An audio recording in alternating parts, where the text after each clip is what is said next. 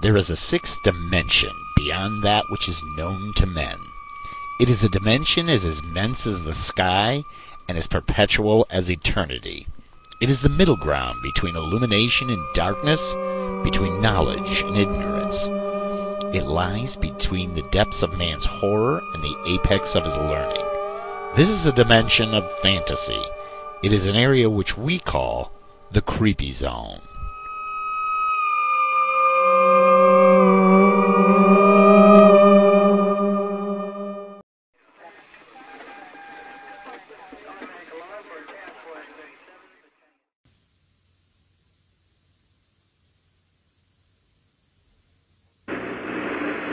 This little tape recorder has been a big benefit to us in passing some of the time away on our transit out to the moon. And it's rather odd to see it floating like this in Odyssey while it's playing the theme from 2001. April 13th, 1970. The mood could only be described as relaxed. Apollo 13, man's fifth lunar mission. The third, scheduled to land on the moon, continued its tranquil coast. This is the crew of Apollo 13, wishing everybody there a nice evening, and we're just about ready to close out our inspection of Aquarius and get back to a pleasant evening in Odyssey. Good night. 13, we've got one more item for you when you get a chance. We'd like it to stir up your cryo tanks. In addition, I have Shaft and Trunnion Okay. for a look at the Comet Bennett if you need it. Okay. Stand by. Okay, Houston, we've had a problem here. This is Houston. Say again, please. Yes. Houston, we've had a problem. We've had a main B bus undervolt. Roger, main B undervolt. Okay, stand by, 13. We're looking at it. And we had a pretty large bang associated with the caution and warning there. And as I recall, main B was the one that had a amp spike on it once before. In the interim here, we're starting to go ahead and button up the tunnel again. April 11th, 1970. Launch day. The crew of Apollo 13. Jim Lovell, commander and veteran of 3 previous missions. He had orbited the moon Christmas 1968 on Apollo 8. Fred Hayes, his first time up, lunar module pilot. Jack Swigert, command module pilot. 3 days ago, he was on the backup crew. Now he replaced Ken Mattingly. Mattingly had been dropped from the mission because he had been exposed to German measles. He would watch the launch from Houston's mission control. Auto sequence initiated, flight. Roger. Flight booster. Go. S4B pre-press complete. Roger. Flight booster. S1C pre-press complete. We're on internal power and we'll go. Roger. How's it look, Econ? You got your space? Looks good, flight. Okay. MCC record us to flight speed. Ignition, flight. Roger. Roger. Clock start, flight. Roger. Let's just go, all engines. Roger. Okay, Fido, how's it look? Looks good here, flight. Good agreement. Okay, Booster, how do you look? S1C looks good, flight. Okay, Capcom, we go, you on the ground. Okay, we'll go at 1, Capcom. Get relieving, flight. Roger.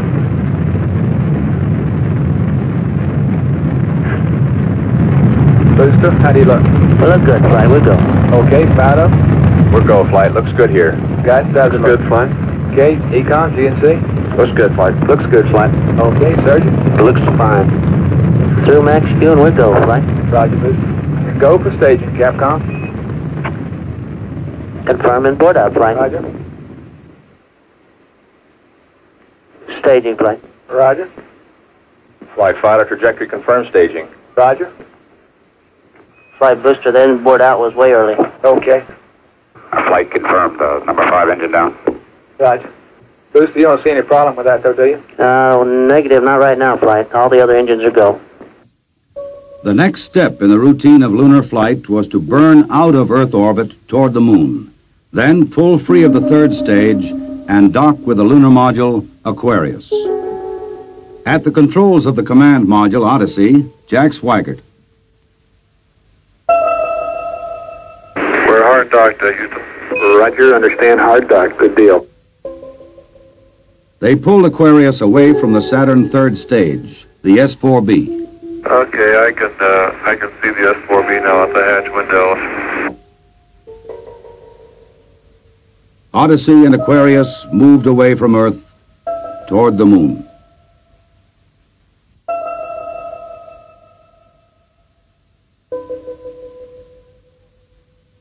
Okay, Houston, we've had a problem here.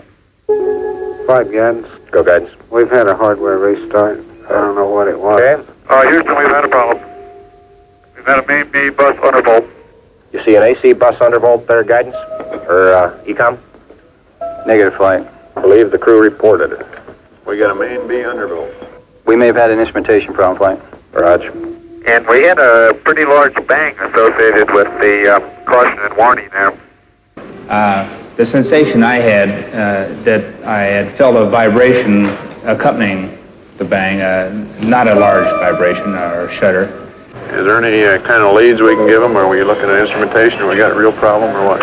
We're reading 0 N2 pressure in fuel cell 1 and 13 psi on fuel cell 3 O2 pressure. Okay, Barrett, what do you want to do? Open circuit fuel cell 1 and 3? That's firm flight. Shut down the reactance valve, and I asked for a reconfirmation, since when you do that, it's sort of irreversible. If you shut one of these things down, they only can be restarted from ground support equipment.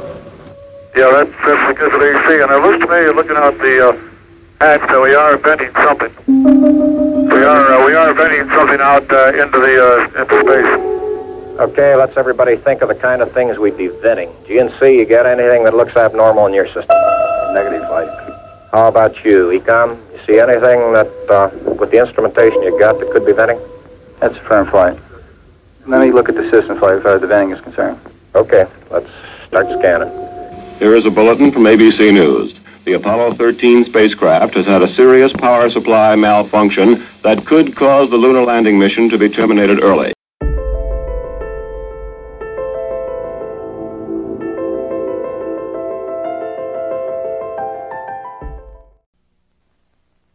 From the farthest reaches of the galaxy come the outer spacemen. Colossus Rex from the giant planet Jupiter. Astronautilus from beneath the seas of Neptune. Alpha 7, the man from Mars. And their interplanetary companions. 7 bendable, flexible figures from outer space. Complete with their own fantastic super weapons and detachable space helmets. They're here now at toy stores everywhere. The Outer Spacemen, brought to Earth by Color Forms. Have you ever wanted to be a horror host? Have you ever wondered what it'd be like to be in my dungeon? Well, Friday night, February the 1st, some lucky person who attends my 40th anniversary celebration at the AFI Silver Theater is going to be selected to be the guest co-host on Creature Feature, the weekly web program, and it could be you. But you have to be there. And if you do show up, what's going to happen?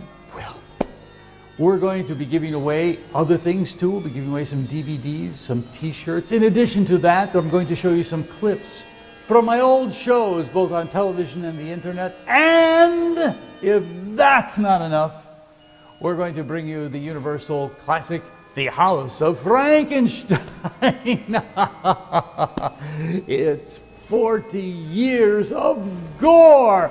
And again, it's Friday, February 1st, 7:30, the AFI Silver Theater on Colesville Road in Silver Spring, Maryland. By the way, there's, if not free, very low-cost parking just a block away in this multi-story parking. It's great, a great location. And I'll be there, and Arch Campbell will be there, and Carlos Borloff will be there, and Dr. Sarcophagi in Budapest, and lots of other people are going to be there. And I want you to be there too. So don't hesitate. You could be the co-host on Creature Feature. You can see all this stuff, but you got to get your tickets. They're available online right now. AFI Silver tickets, and you'll get there. And I'll see you Friday night, February the 1st at 7:30.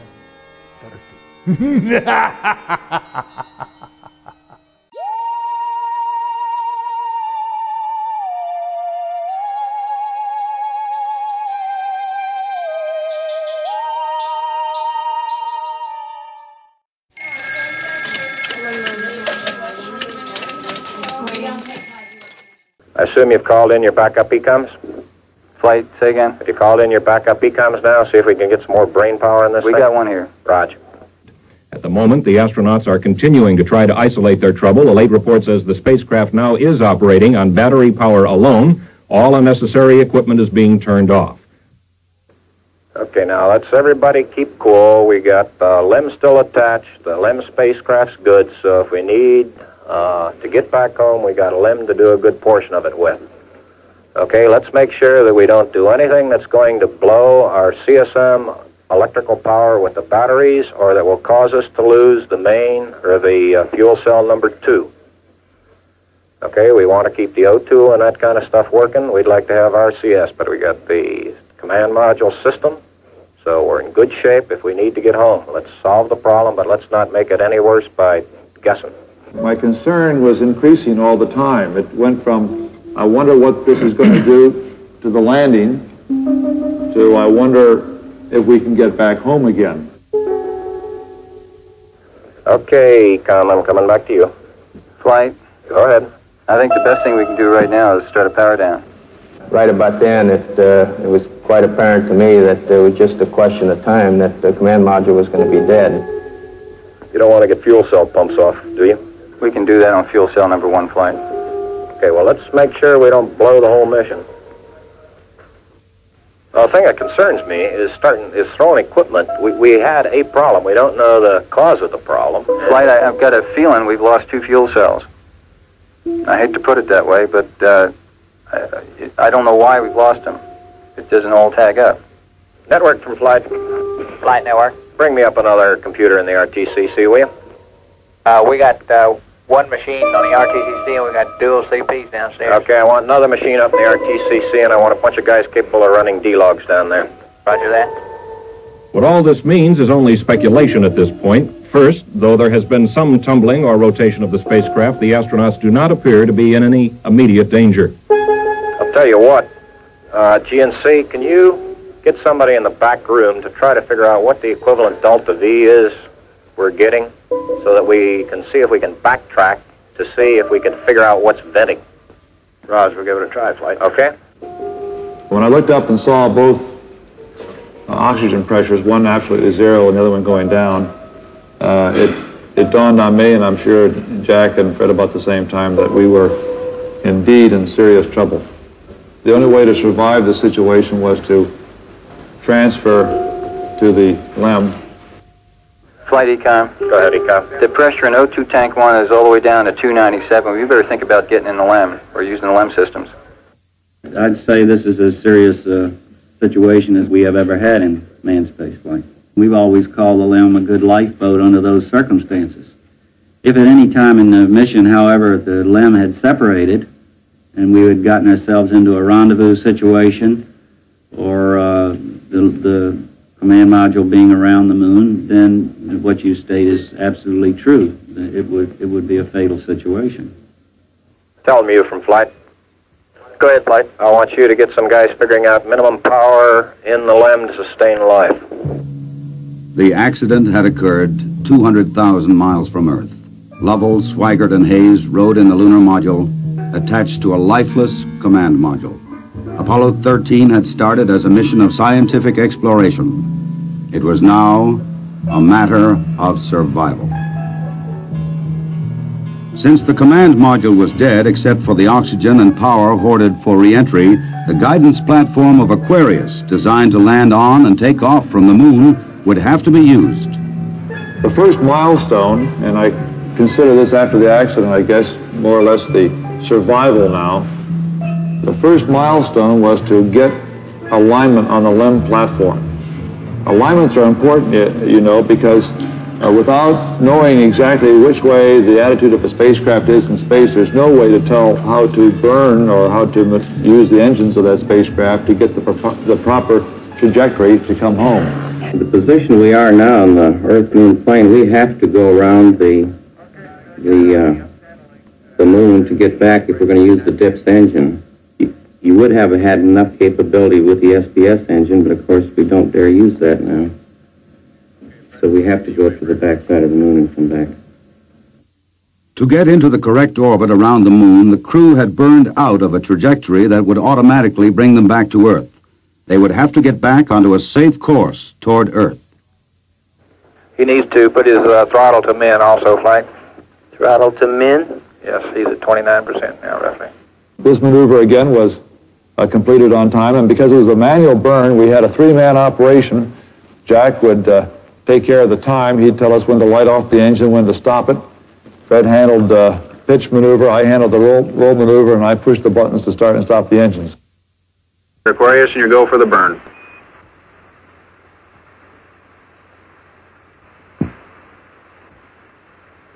%. Okay, Aquarius, you're looking good. Auto shutdown. The first problem was solved. They were back on the path to Earth. But there were many other problems to be solved. From a building at Houston's Manned Spacecraft Center, systems experts coordinated the coast-to-coast effort to get the crew back. One of the big problems was consumables. There would be enough to eat and drink. But in space, there are other factors. Oxygen to breathe, electrical power to keep the spacecraft alive, water to cool the equipment and keep it operating. What we'll be doing till we get them back on the water is concentrating on everything that is their lives are dependent upon at the moment, rather than worrying about the accident, because there's nothing we can do about that now. It appears at the present time that everything is under control and that we have a safe situation at the moment. Hey, I want to say you guys are doing real good work. So are you guys, Jack. We are about 70 hours from home, and we think we have the situation in control. We've projected the consumables as I've described, and we have a plan for carrying out the rest of the mission, but there's going to be no relaxation at all as far as that goes from now until splash. There was a key decision to be made before Apollo 13 went behind the moon. Where to bring them down. Their present course would take them to the Indian Ocean, where recovery would be difficult. A burn to bring them home quicker would take them to the Pacific Ocean near the recovery forces. Bringing them home even faster would place them in the South Atlantic, again away from recovery forces. It was decided to take them to the Pacific.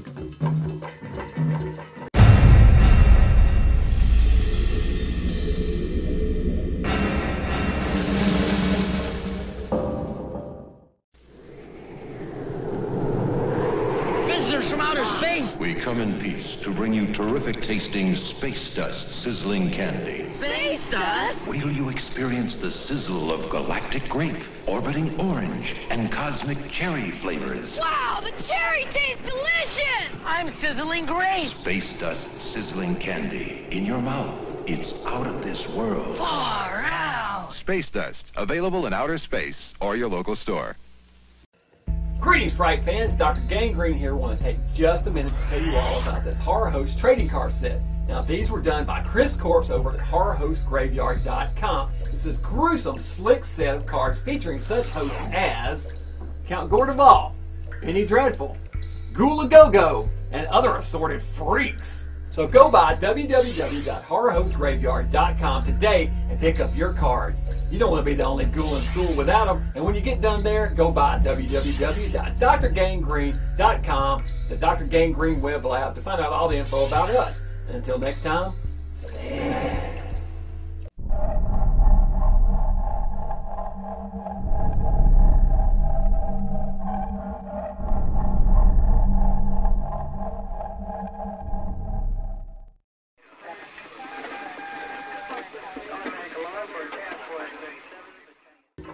We've run these simulators both here and at the Cape and at the contractors that continuously ever since last night. We've tried to simulate virtually everything that we've had the crew to do that is non-normal that they've done, and we've proven most everything that we've been able to run on the simulator prior to passing it up to them. There may be some details we haven't done, but at least we've checked the feasibility of everything we've done, and we'll continue to do that. They passed 137 miles from the moon. For Lovell, it was the second time that he had seen the moon so near. But there was no time for contemplation. There was another critical burn coming. Okay, look, let's get the cameras put away. Let's get all set to burn. We have one chance now. And in Houston, the newsmen poured in to tell an anxious world the story. Well, that was going along with the ignition time. Shortly after Apollo 13 had separated from the Saturn third stage, the stage had been sent onto a trajectory toward the moon. Its impact would be recorded by the seismometer left by Apollo 12. By the way, Aquarius, we see the results now from 12's seismometer. Looks like your booster just hit the moon and it's rocking it a little bit. Over. Well, at least something worked on this flight. I'm sure glad we didn't have a limb impact, too. Jim, you go for the burn. Go for the burn. Roger, understand. Go for the burn. Guidance okay? We're good, flight. Control okay? We're okay, flight. Tell me it. We're go, flight. Inco okay? We're good, flight. Ground confirms ignition. We're burning 40%. West Houston, you're looking good. Roger. Shut down. Roger, shut down. I say that was a good burn. Roger, now we want to power down as soon as possible. Understand. To conserve the electric power and cooling water, the crew shut down all but the vital, life-sustaining systems of the LEM. I think the LEM spacecraft's in excellent shape, and I think it's fully capable of getting the crew back. I think, as we have found before, every time we've put the LEM spacecraft to a test, it's always done much more than it was guaranteed to do, and I think this is a good case in point. Conserve the consumables, cooling water, electric power. The LEM water gun was leaking, and we shut that off. I guess it leaked about a quart of water, I would estimate. But it took me about 2 days to get my feet dry, and of course I think you were all aware that the temperatures were going down in both vehicles, and it's made for very chilly feet for a couple days.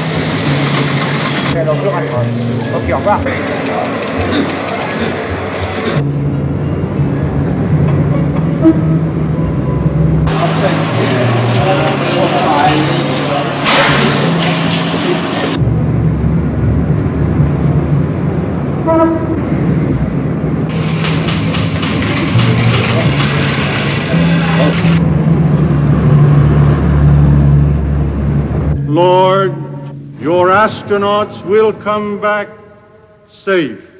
If I may be serious for one moment and ask the entire audience for a moment of prayer for the crewmen of the Apollo 13. We'll hold silence for a moment, please.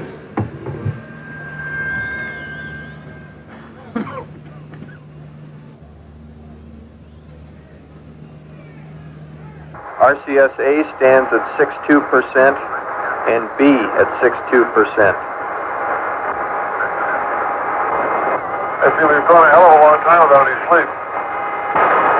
We're going to have to start thinking about getting people back to sleep again because I didn't get any sleep last night at all. Command module just slowly kept going down in temperature until I think just prior to reentry, it was down to about 38 degrees. And along with that, it was a sort of a chilling coldness. The walls were perspiring, the windows were completely wet, and it wasn't too healthy. I recall that we went in there to get some hot dogs one day, and it was like reaching into the freezer for the food.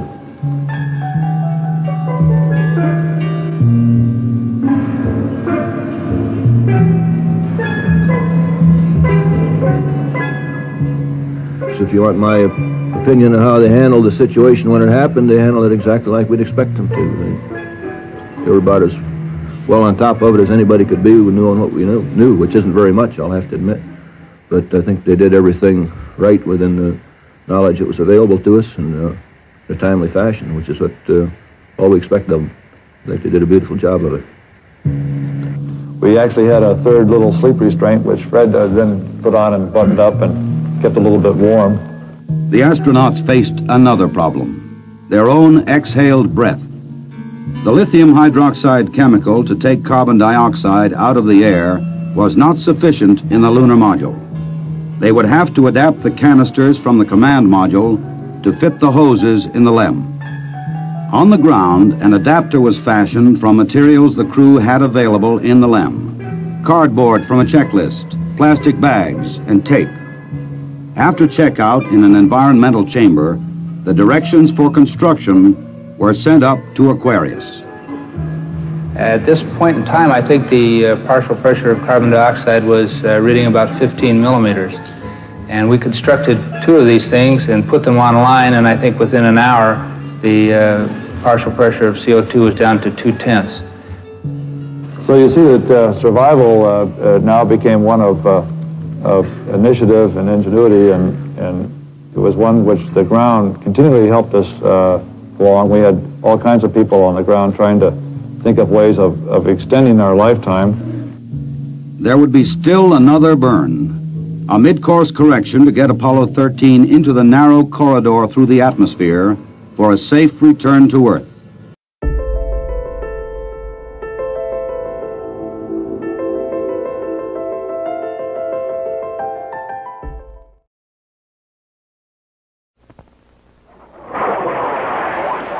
When I volunteered for moon duty, they said I could have anything I wanted.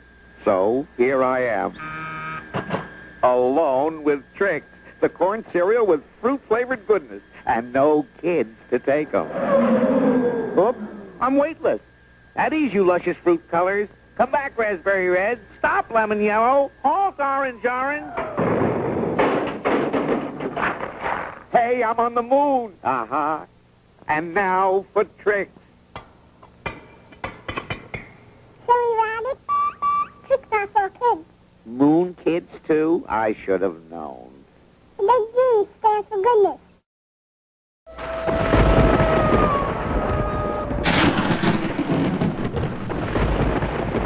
Hello, darlings. Bunny Galore here, the queen of the cult movie. I'll be horror hosting some of the strangest films of all time for your viewing pleasure.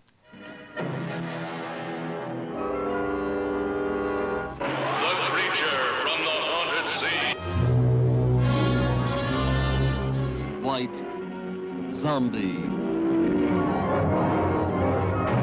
So, darlings, come and join me on Information TV, Showcase TV, and Showcase 2. I'll be seeing you soon. Bye-bye.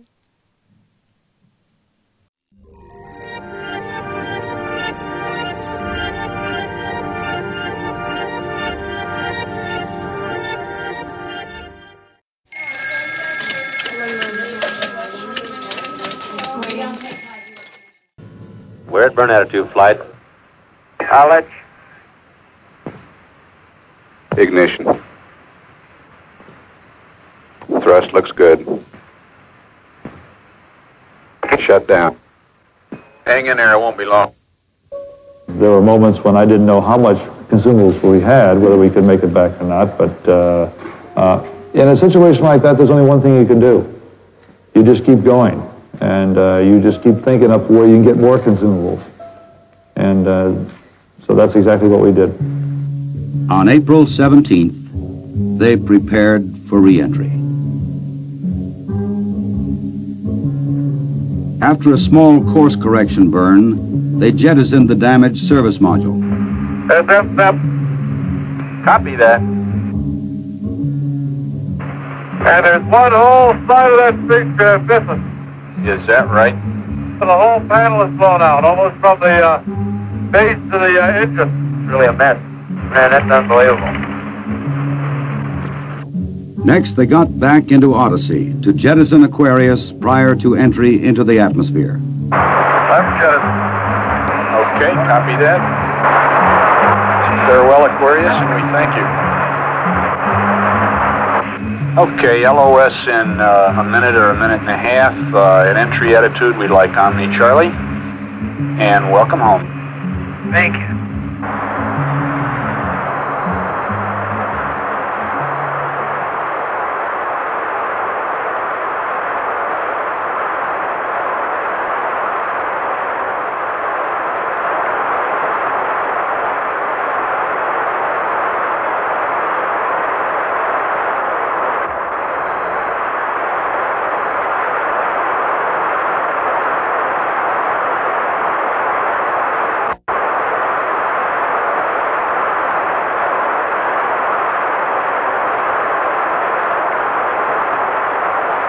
Odyssey Houston standing by, over. Okay, so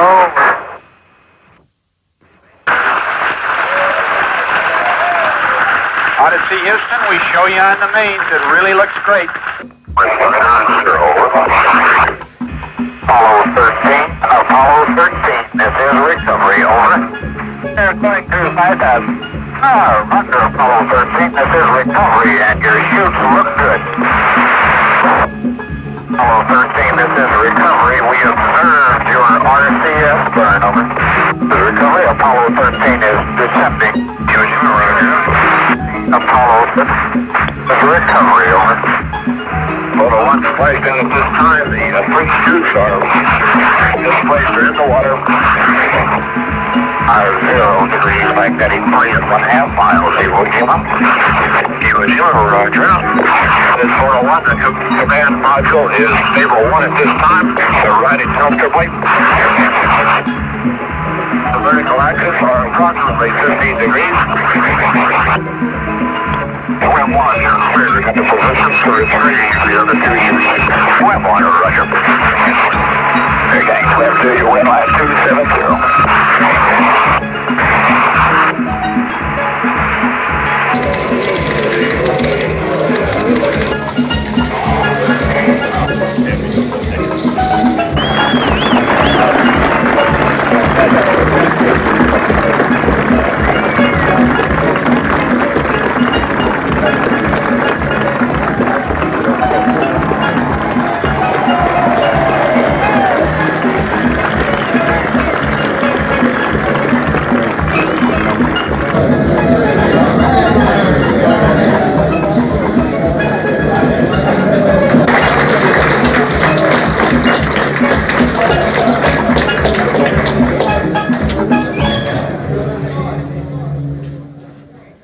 I recall, Captain, that when I spoke to you on the phone, you said that you regretted that you were unable to complete your mission.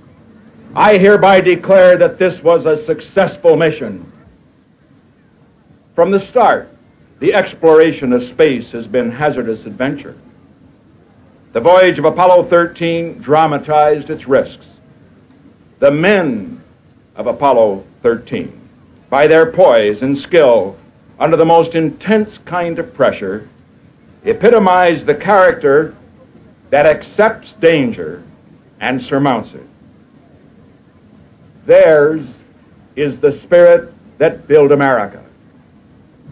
Your mission served your country.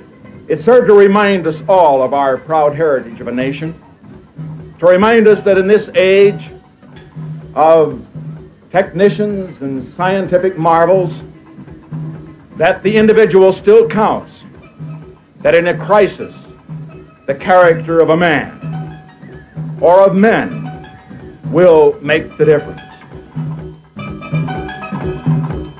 GNC. Go. Surgeon. Go. Procedures. Go. AFD. Go. Network. Go.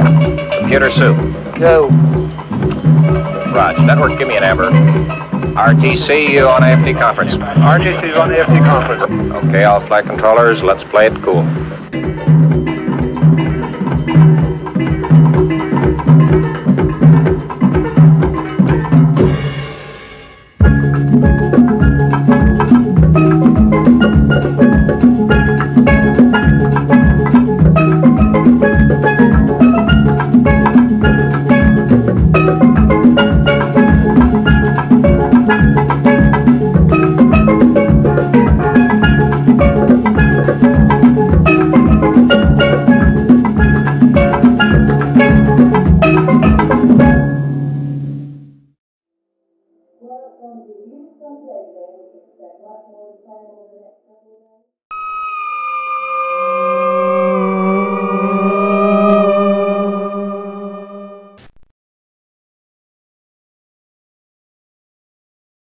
Let's see, kitchen floor.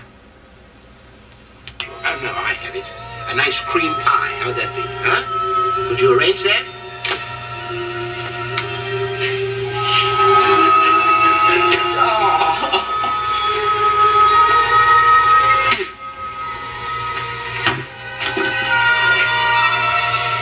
Well,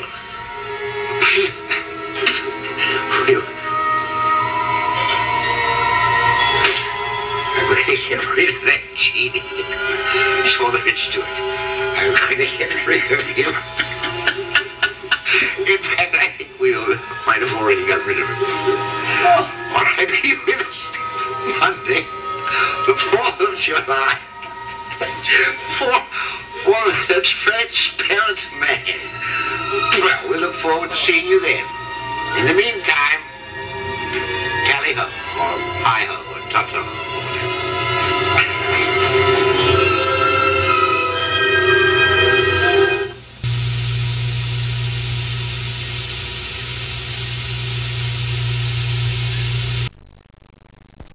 From the edge of time,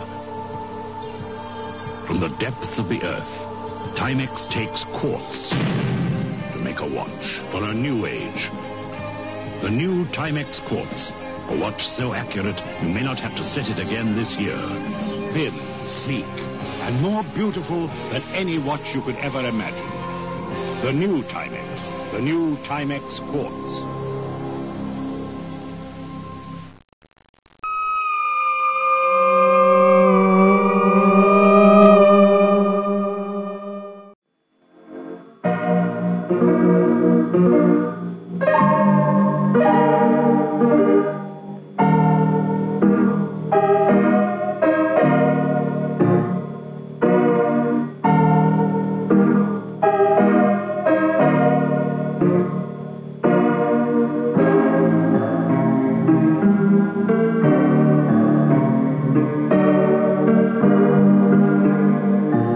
player piano is like a computer. Its music is programmed by inserting a roll of punched paper. As the roll turns, the punched holes trigger the keys and strings of the piano. A man is like a computer. He is programmed by heredity and environment. To the extent that he is creative, he is more than a computer. He is a form of life.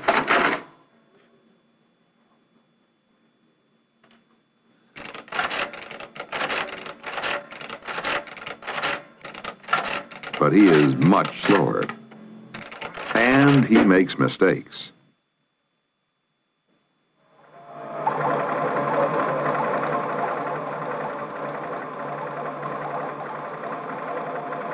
This is a high-speed electronic computer.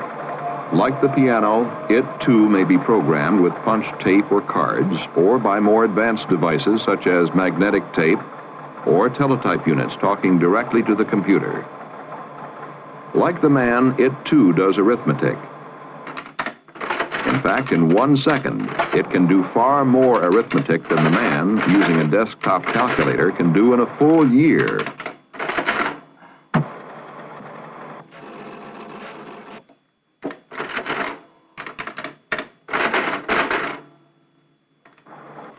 In 1 second, the computer can perform more than 1 million arithmetical operations. And arithmetic is only one outlet for its many talents, performed with electrons moving at nearly the speed of light. A computer can do research, analysis, and business management, can make decisions, can play cards and chess, and even compose and play music, like this.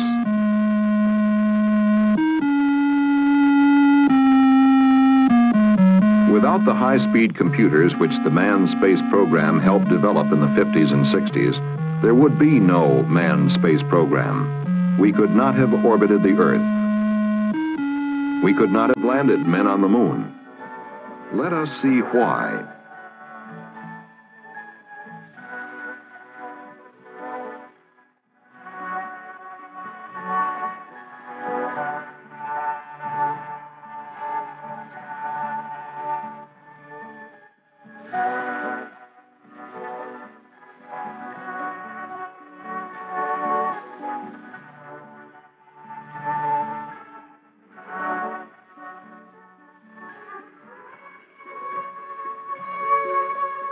The environment of spaceflight is full of unearthly complexities. Intruders in space must cope with solar and cosmic radiation, with extremes of heat and cold. Meteoroids, weightlessness, vacuum, silence, and infinity.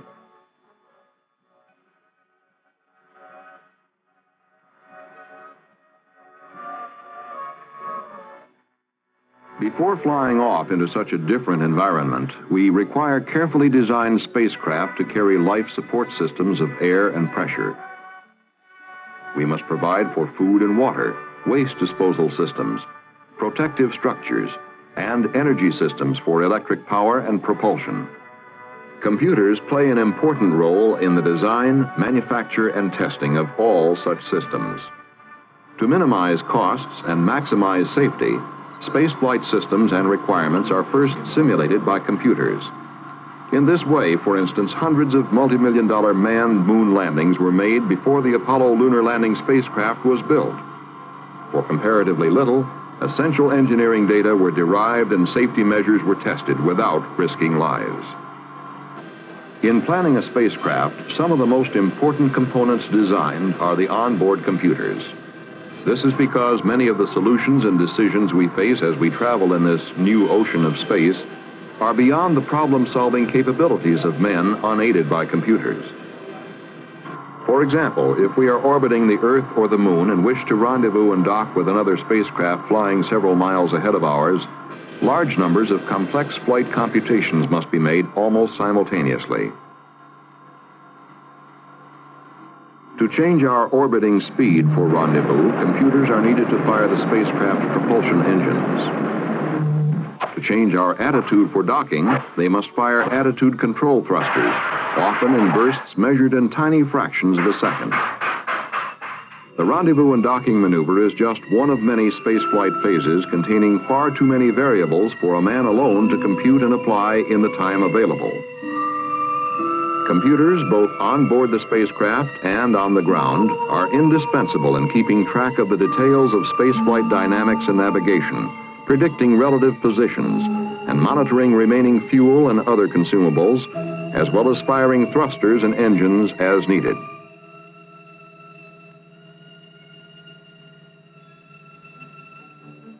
Long before a space mission is launched, the parameters of the mission must be calculated with the help of high-speed computers.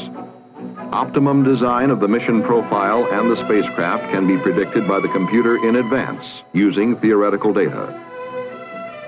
Scientists and engineers present their problems in the form of mathematical models to the scientific computing specialists or computer programmers, who translate the math into computer language.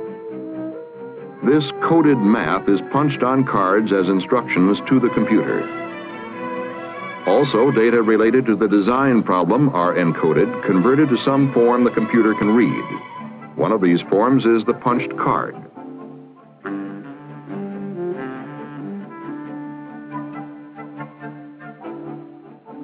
The information often is transferred from the cards to a magnetic drum or tapes, which can be read by the computer. Problem solutions by the computer can be displayed in various ways. A cathode ray tube, like a television picture tube, may display design solutions which can then be photographed on the face of the tube. Lunar landing of a three-dimensional lunar module. Rendezvous of the lunar module with the command module. Earthrise over the moon. Star fields for use in navigation. All of these computer-generated animated drawings were made before the first Apollo manned lunar mission. The computer has since been proved right by history.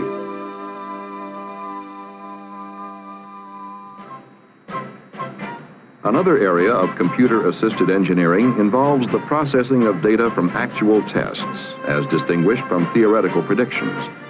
For instance, consider the immense amount of aerodynamic, thermal, and metallurgical data in the re-entry of a spacecraft through the Earth's atmosphere. This was the first re-entry test of an Apollo command module. It was unmanned, but recorded by automatic onboard cameras. Approaching the Earth on its return flight from the Moon, the spacecraft reaches a velocity of 25,000 miles per hour. As it slams into the Earth's increasingly dense atmosphere, temperatures rise to several thousand degrees Fahrenheit. Due to the blunt shape of the command module, most of this heat is dissipated by waves of air molecules which form and act like a bumper, pushing other molecules of air around and away from the spacecraft. The heat shield must cope with 5,000 degrees of heat as its ablative surface material crumbles, gases, and chars the heat away. Inside the cabin, temperatures remain comfortable. In this first flight test, telemetry relayed the data to a ground tracking station.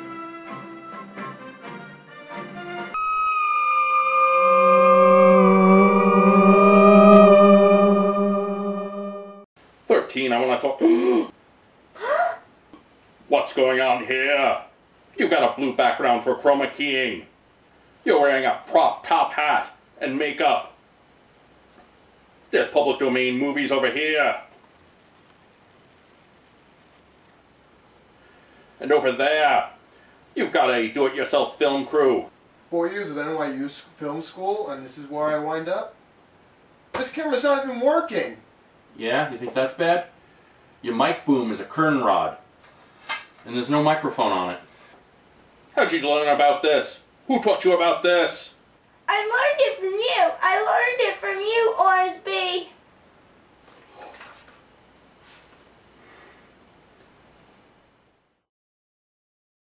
Talk to your children about horror hosting before it's too late.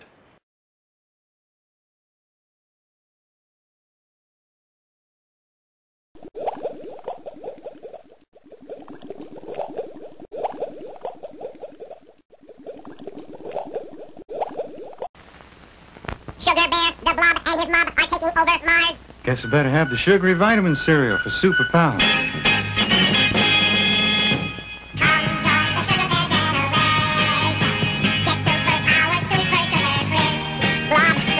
All right, you guys, listen to the Blob. It's the bear. Take him, Mob. You're so tough, you take him, Blob. I'll get you next time, bear. For superpower, get Post Super Sugar Crisp.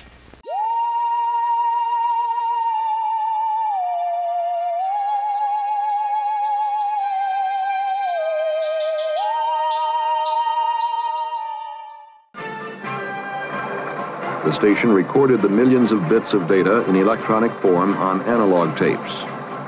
The tapes were rushed to the manned spacecraft center, and the data were transferred to digital bits on other reels of magnetic tape.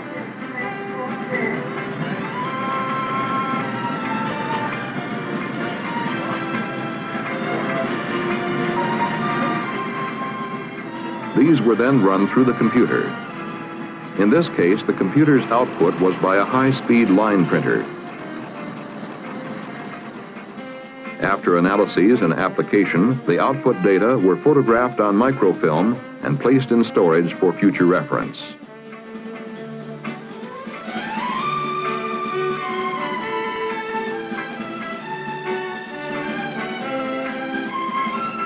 So voluminous are such records that another small computer is required to index them and retrieve them when they are needed.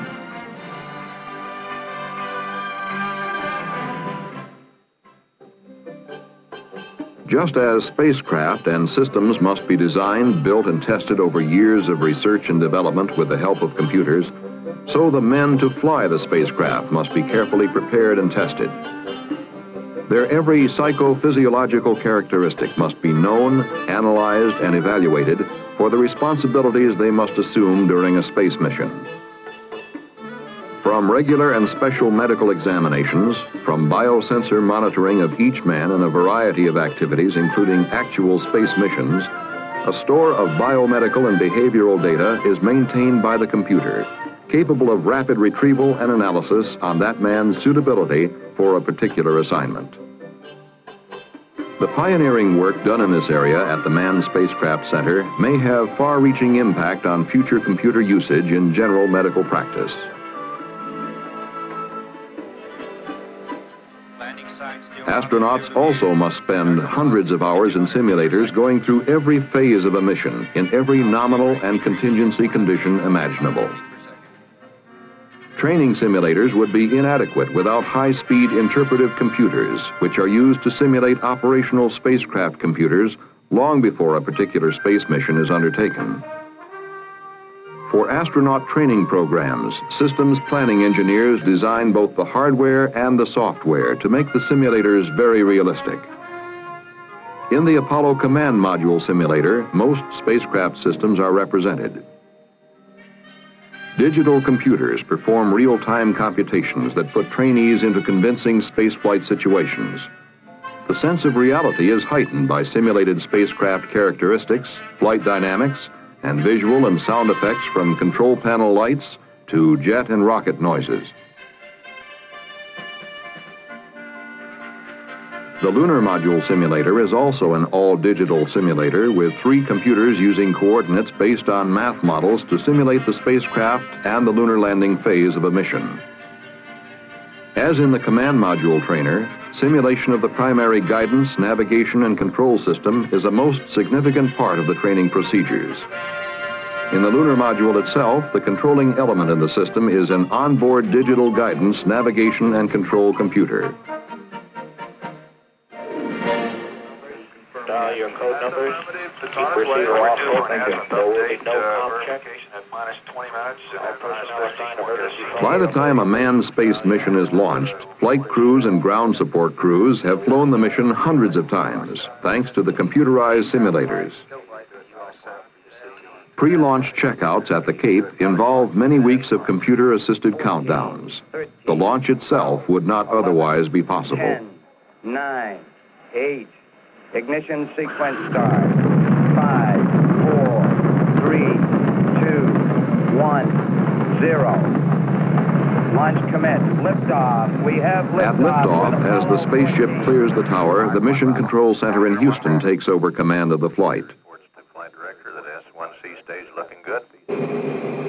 The flight director's most valuable resource is the real-time computer complex, one of the largest computer assemblages in the world. Here is some of the computing equipment that calculates flight paths and solves other problems of the space mission on a real-time basis.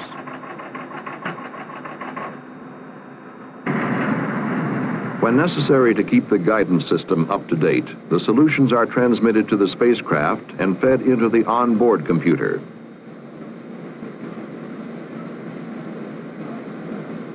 Computer-driven data displays reveal the spacecraft's quickly changing location, velocity, and other conditions derived from tracking the spacecraft and communicating with the crew. Roger, the S-band pointing is pitch -22, yaw +8.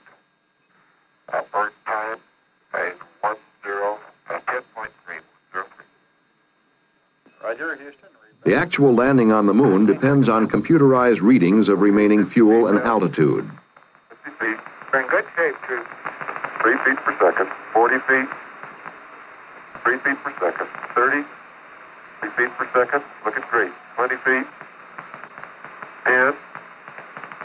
3 feet per second. Contact now. 2, stop. 3. Pro. Auto. We're on the surface. While on the moon, astronauts perform active seismic experiments and emplace scientific instruments such as seismometers, magnetometers, and ion particle detectors. Voluminous data are transmitted to Earth from these instruments, which make up the various stations of the moon's expanding science network. The data are interpreted with the help of computers. After a mission returns safely from the moon, computers are also indispensable. Inside the Lunar Receiving Laboratory, moon rocks and soil brought back by the lunar explorers are studied and subjected to preliminary analyses with the help of computer-controlled instrument systems.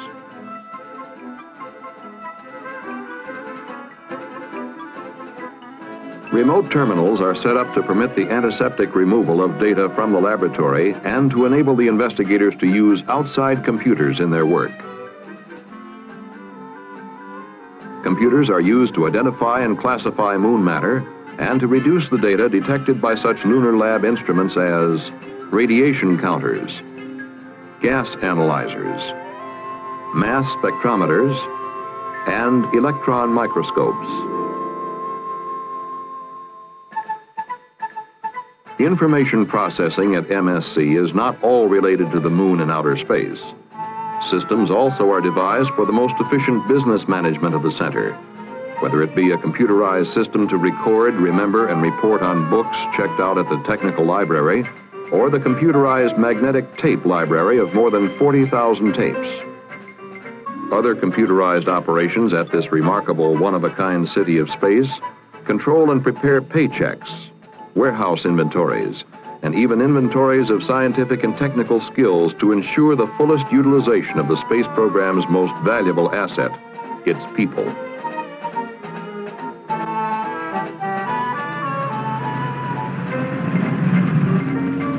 Another program using computers at MSC is that of Earth Resources.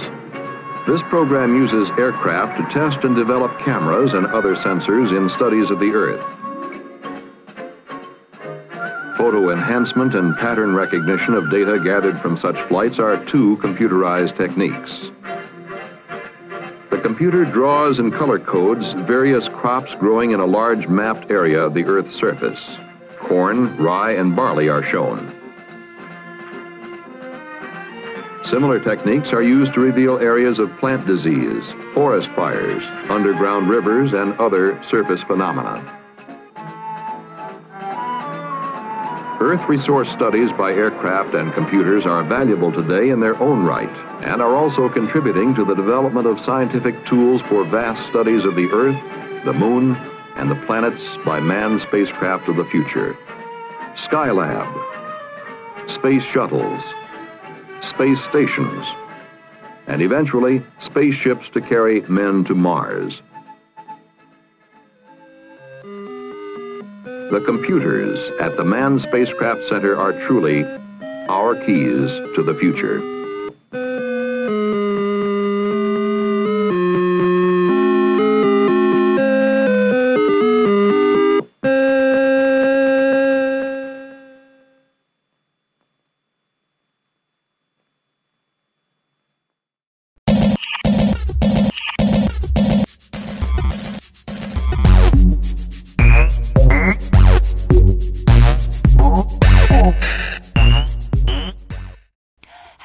Creatures, it's me, Misty Brew. Make sure to watch me on the Kreepy Cat